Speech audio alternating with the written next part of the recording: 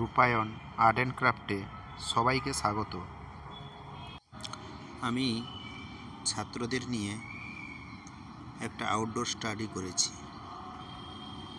সময়টা ছিল দুর্গাপূজার পরে, কালী পূজার আগে। ওই সময় স্কুল ছুটি থাকে, সেই জন্য ছাত্রছাত্রীদের নিয়ে মাঠের দিকে একটা ভালো দৃশ্য যেখান থেকে দেখতে পাওয়া যাবে সেরকম জায়গায় বসেছি। বিস্তীর্ণ ধান ক্ষেত এবং পাশে পানের বরজ, সামনে দিয়ে একটা ঢালাই রাস্তা চলে গেছে এবং পাশে ঝাউ গাছ এবং আরও পাশে বট গাছের পাতা উপরের দিকে দেখা যাচ্ছে এবং পান বরজের পাশে পেঁপে গাছ এবং একটা সুপুরি গাছ।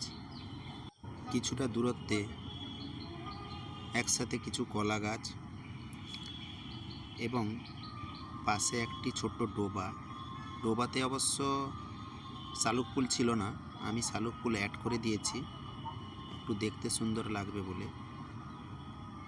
এবং ধান ক্ষেতের কিছুটা অংশ দেখা যাচ্ছে, আর রাস্তার পাশে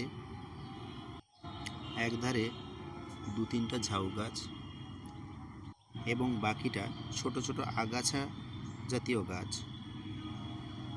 এবার আমি ধান খেতে লাইট গ্রিন দিয়ে, তারপর প্রুশিয়ান ব্লু দিয়ে কিছুটা কাজ করছি।